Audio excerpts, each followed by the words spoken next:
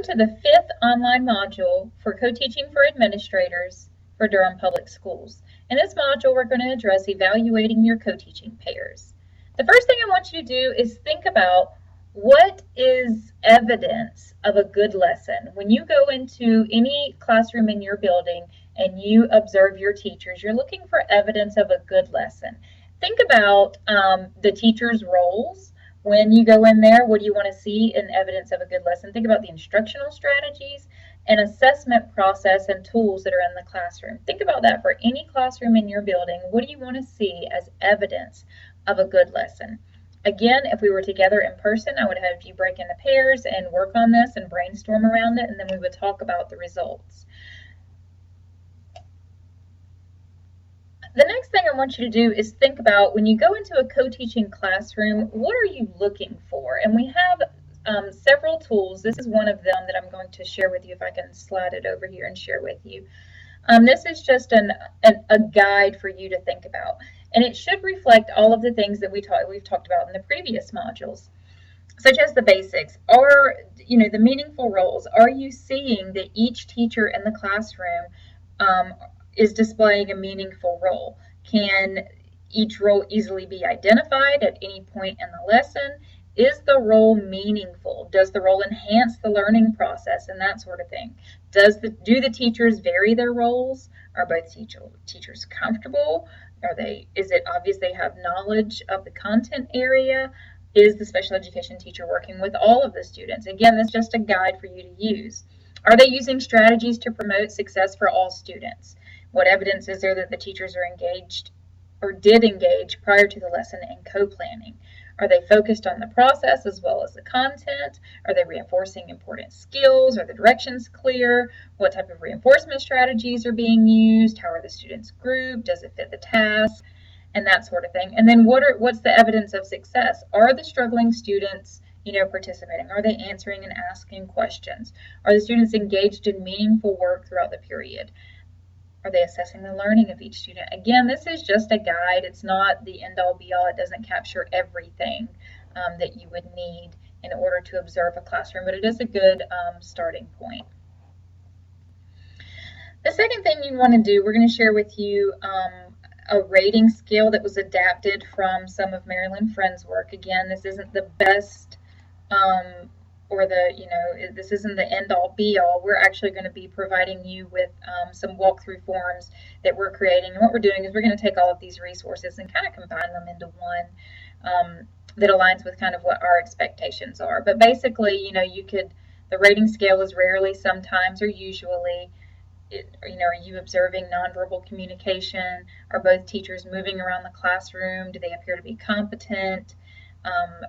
Is there, are both teachers taking the stage and present? Are the rules and routines, being developed together? Are there multiple measures for grading students? And that sort of thing. And both teachers, again, appearing to feel confident and that sort of thing. So this is just another tool that we will be sending you. You can use to rate.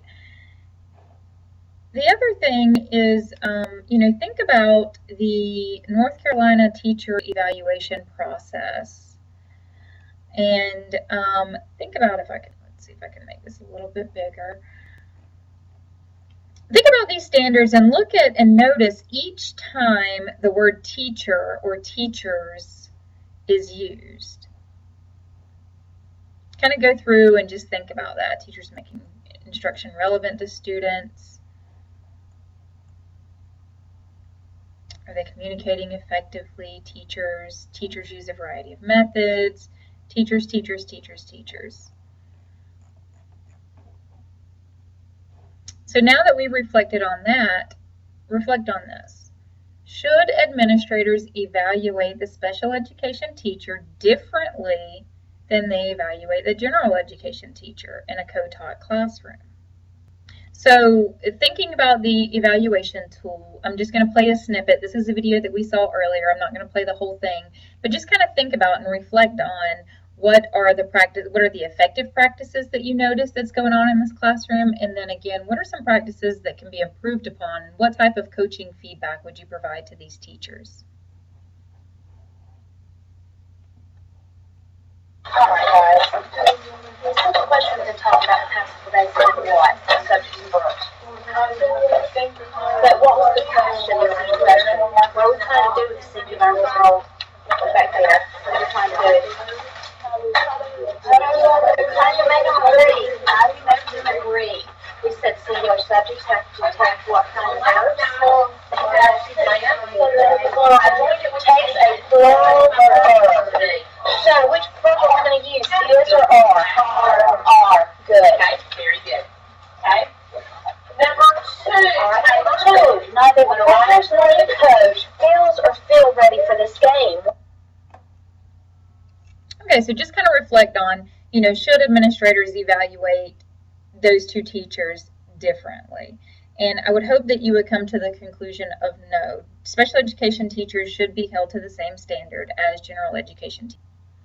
And the last thing I want to do as we bring these modules from the Department of Public Instruction to a close is kind of reflect on co-teaching. And again, I want to remind you that the modules from the Department of Public Instruction are actually created to be at a minimum of a half-day training. We've kind of condensed them for ease of access and to save time and to go ahead and get some message out there to principals. We've condensed them into these online modules, which again, anytime you condense materials, it doesn't quite have the same level of quality or effectiveness as it would if you had the ability to collaborate and pair up and group and talk about and learn from each other.